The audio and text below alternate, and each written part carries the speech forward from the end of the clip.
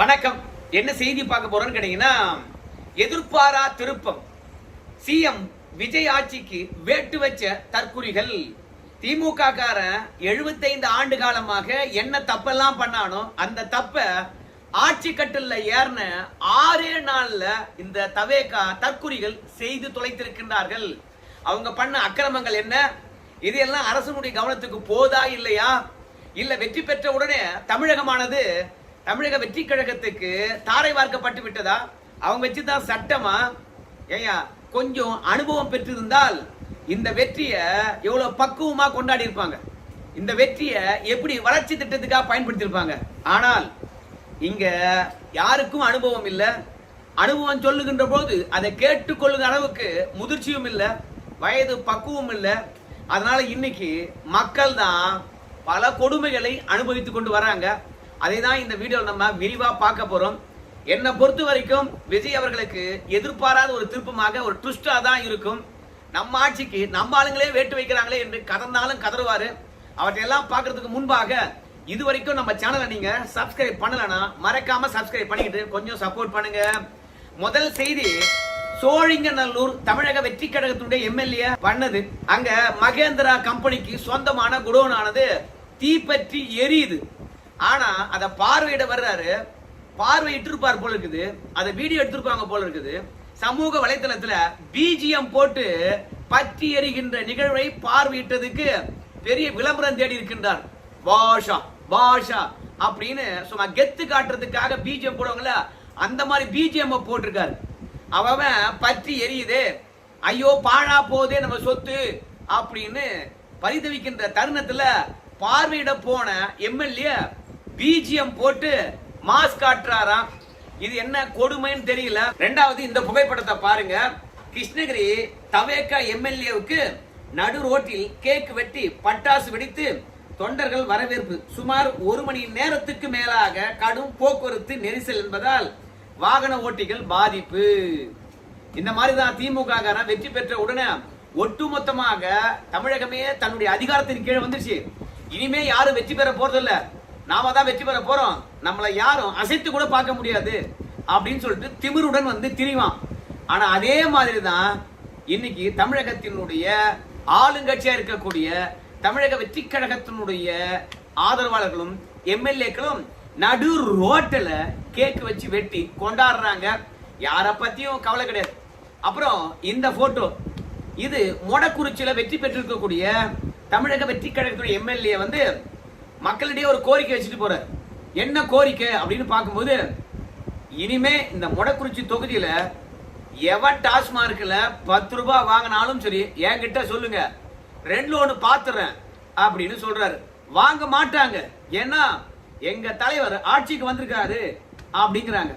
உடனடியாக எம்எல்ஏவை மடக்கிய அங்க இருக்கக்கூடிய முதியவர், ஏங்க இப்படி எல்லாம் பேசுறீங்க, உங்க வண்டிக்கு பின்னாடி கொஞ்சம் திரும்பி பாருங்க. அப்படி திரும்பி பார்த்தீங்கன்னு வச்சுங்களேன், அந்த ஒயின் ஷாப்ல 10 ரூபாய் வாங்குறத நீங்களே கண்கூடா பார்க்கலாம். ஆனா வாங்கினா சொல்லுங்க வாங்கினா சொல்லுங்கன்றீங்க, அதை வாங்குறாங்கன்றோம், ஆனா கண்டுக்காம போறீங்களே அப்படின்னு அந்த பெரியவர் சொல்றாரு. உடனடியாக மொடக்குறிச்சி எம்எல்ஏ வண்டி முடியோ வண்டி முடிய போட்டியா அப்படிங்கிறாங்க. அதாவது சொல்றது ஒண்ணு செய்யறது ஒண்ணு. பதவியேற்று 6 நாள்ல மக்கள் முற்றுகையிட்டு சொன்ன செஞ்சியா அப்படின்னு விரட்டுகின்ற நிலைமை தான் தமிழகத்தில் இருக்குது. இதெல்லாம் விஜயை பொறுத்த வரைக்கும் ஒருபோதும் எதிர்பார்த்திருக்க மாட்டாரு. நம்ம ஆளுங்க அக்கிரமமும் பண்ண மாட்டாங்க, அராஜகமும் பண்ண மாட்டாங்க, போலியா எந்த வாக்குறுதியும் கொடுக்க மாட்டாங்க. அப்படி வாக்குறுதி கொடுத்துட்டா செஞ்சு முடிப்பாங்க. மக்கள் பிரச்சனை தான் தன் பிரச்சனையாக கருதுவாங்க. அப்படிலாம் விஜய் எதிர்பார்த்திருப்பாரு. ஆனா நாம ஆரம்பத்திலே சொன்ன மாதிரி எந்த எம்எல்ஏவுக்கும் வந்து அக்கறையும் இல்ல, மக்கள் பணி என்றால் என்ன என்றும் தெரியல. அதனால்தான் எங்கேயாவது 10 ரூபாய் வாங்கினா சொல்லு அப்படின்னு சொல்லி விட்டு இந்த கடையில வாங்குறாங்கன்னு சொன்ன பிறகு ஓட்டம் எடுக்கின்ற கொஞ்சம் இறங்கி போய் இந்த பெரியவர் புகார் அளிச்சிருக்காருப்பா, உண்மையாகவே 10 ரூபாய் வாங்குறீங்களா, ஏன் பாட்டிலுக்கு மேல 10 ரூபாய் வாங்குறீங்க அப்படின்னு அந்த பெரியவருக்கு முன்பாகவே கேட்டிருந்தாங்கன்னு வச்சுங்களேன், தமிழக வெற்றி கழகத்தின் மீது நம்பிக்கை இருக்கும். யோ அவன் கேட்கறவன் கேட்டுக்கிட்டே தான் இருப்பான், பிரச்சனை பண்ணிக்கிட்டே தான் இருப்பான், வண்டி அடியா அப்படின்னு வேகமா எடுத்துக்கிட்டு ஓடுற. அது மட்டும் கிடையாது, இந்த போட்டோவை பாருங்க. இந்த போட்டோவில் இருக்கக்கூடியது என்னன்னு நீங்க கரெக்டா கண்டுபிடிக்க பார்க்கலாம். என்ன தெரியுமா? இதுதான் கஞ்சா. ஒரு மென்பொறியாளர் தவேகா கட்சியை சார்ந்தவர் வீட்டுக்குள்ளே கஞ்சா செடியை வச்சு வளர்த்திருக்கிறார். காவல்துறை வந்து கேக்குறாங்க, நான் யார் தெரியுமா? நீ யாரா இருந்தா எனக்கடா இருக்குது, உங்க அளப்பற தாங்கவே முடியலடா, கஞ்சா வீட்டிலேயே வளர்த்துட்டு நான் யார் தெரியுமாடா என்று சவால் உரையா நியாயமா இருக்குமா அப்படின்னு காவல்துறை கேட்கும் போது, சார் கஞ்சா செடி வீட்டுல வளர்த்தா தப்பா சார்? நான் என்ன ஒரு செடி தானே சார் வளர்க்கிறேன், பாத்துங்க. அதாவது விஜய் பிரச்சாரத்துக்கு போகின்ற போது இங்க இருக்கின்ற போதைப் பொருளை தடுக்கவே முடியாது திமுகவால. ஏன் தெரியுமா? போதைப் பொருள் விற்பனை பண்றவனும் சரி, போதைப் பொருள் கடத்துறவனும் சரி திமுக காரன். சோ ஆளுங்கட்சியினரே வந்து இந்த அடாவடி செயல்ல ஈடுபடுவதனால காவல்துறை எப்படி போய் கண்டிக்கும்? கை கட்டின்னு வேடிக்கை தான் பார்க்கும் அப்படின்னு அவர் சொன்னார். இன்னைக்கு தவேகா நிர்வாகி வீட்டுல கஞ்சா செடி வளர்த்திருக்கிறாங்க. அதனால திமுகவுக்கும் தவேகாவுக்கும் எந்த மாற்றமும் இல்ல.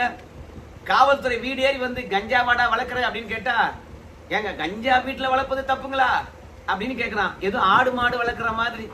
சோ இந்த தற்குறிகளை பாருங்க, கஞ்சாவை குடிப்பதே வந்து நம்ம நாட்டுல குற்றம். ஆனா கஞ்சா செடி வளர்க்குறான்னா அதை வளர்த்து விட்டு வீட்டுல கஞ்சா செடி வளர்ப்பது தப்பா அப்படின்னு காவல்துறை எதுக்க வாக்குவாதம் பண்றான்னா வேற என்ன விஷயம் உங்களுக்கு தெரியும்? ஆண்டாண்டு காலமாக குட்கா, பான் மசாலா இதுவே நம்ம தமிழகத்தில் தடை செய்யப்பட்டிருக்குது.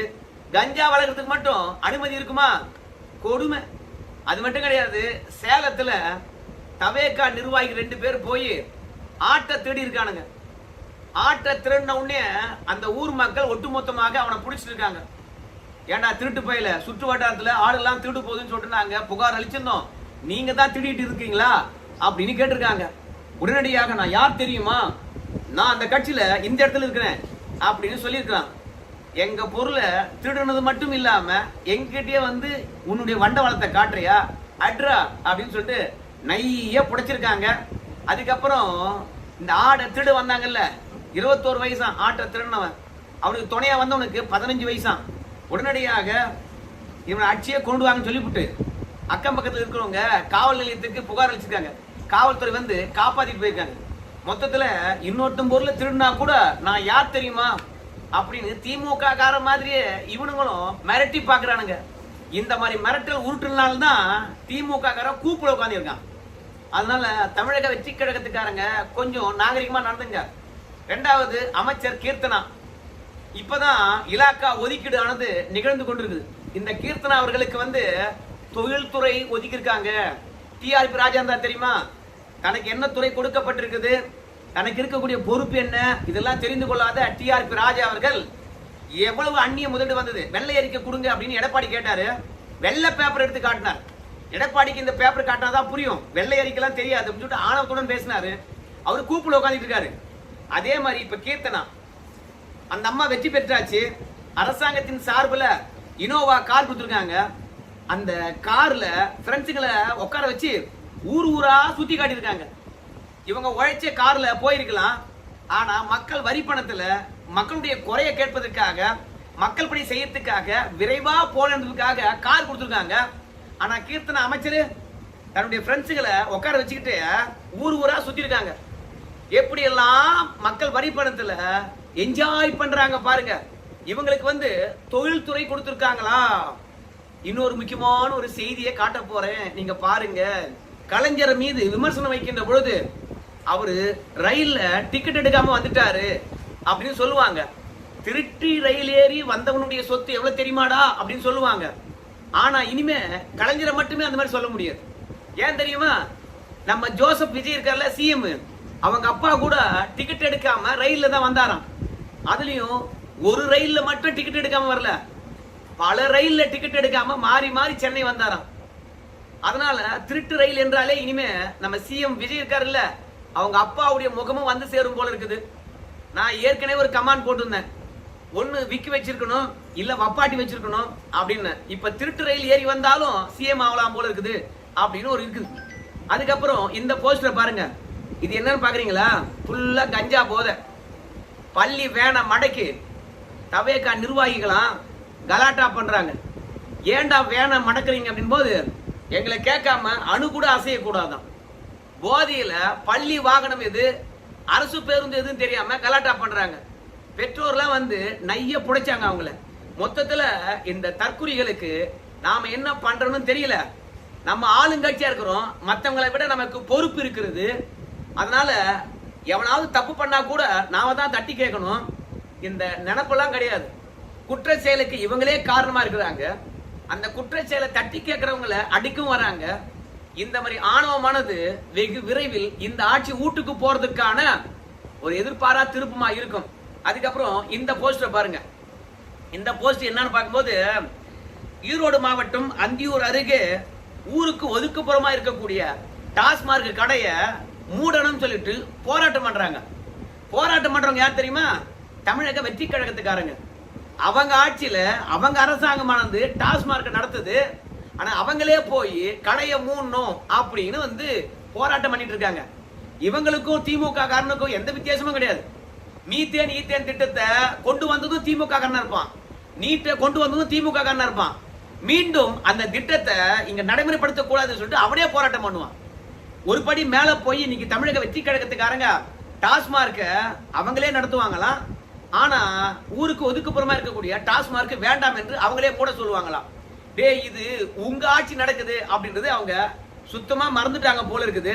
நேரடியா போய் அவங்க முதலமைச்சர்கிட்டயே சொல்லலாம், ஐயா ஐயா எங்க ஊர்ல இந்த மதுக்கடை இருப்பதனால சமூக குற்றங்கள் ஏகப்பட்டவை நடக்குது, அதனால இந்த கடையை தயவு செய்து அகற்றுங்க அப்படின்னு சொல்லலாம். ஆனா யார் ஆட்சி நடக்குது, இதை எங்க போய் புகார் அளிக்கணும் அப்படின்லாம் தெரியவே தெரியாது.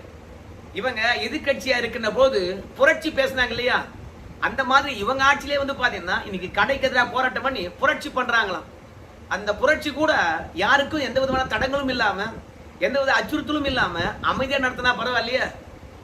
அமைதியா போய் கேள்வி கேட்டு சட்டப்பூர்வமாக இது அகற்ற வேண்டும் என்று நடவடிக்கை எடுத்தா பரவாயில்லையே. அடித்தடியில் இறங்குறாங்கல்ல, அங்க இருக்கிற மக்கள் எல்லாம் தெரித்து ஓடுறாங்கல்ல இந்த தவேக்காரங்க பண்ற அராஜகத்தினால. மொத்தமாக விஜய் தற்குறிகள் இப்படி இருப்பாங்க அப்படின்னு எண்ணிருக்கவே மாட்டார். நம்ம எங்கேயாவது போனோம்னா டிவிகே டிவிகே டிவிகேன்னு கத்தத்துக்கு வருவாங்க, தளபதி தளபதி அப்படின்னு சொல்றதுக்கு பின்னாடியே வருவாங்க. இது மட்டும்தான் அணில் குஞ்சுகளுக்கு தெரியும் அப்படின்னு நினைச்சிருப்பாரு. ஆனா எதிர்பாரா திருப்பமாக ஒட்டுமொத்த குற்ற செயலுக்கும் இன்னைக்கு தவேக்கா காரனே காரணமா இருக்கிறான் அப்படின்னு நினைக்கும் போது, ஐயோ இந்த ஆட்சி இன்னும் எத்தனை ஆண்டு காலம் நீடிக்கும் தெரியலையே அப்படின்ற எண்ணம் மட்டும்தான் அவருக்கு வரும். ஏன்னா இந்த தவேக்கா காரங்களுக்கு சொல்லி புரிய வைக்க முடியாது. இவங்கெல்லாம் சினிமா மோகத்திலிருந்து வந்தவங்க. அதிகாரம் கிடைத்து விட்டால் நம்மளை யாரும் அசைத்து பார்க்க முடியாது. தமிழக மக்கள் தமிழகத்தை நமக்கு தாரை வார்த்து தந்து விட்டார்கள், இனி எவனுக்கும் தமிழகம் சொந்தம் இல்லை அப்படின்ற எண்ணத்தில் இருக்காங்க. அதனால தான் பொதுமக்களை மிரட்டுறது, அதே மாதிரி சாலையை மறித்து பிறந்தநாள் விழா கொண்டாடுவது.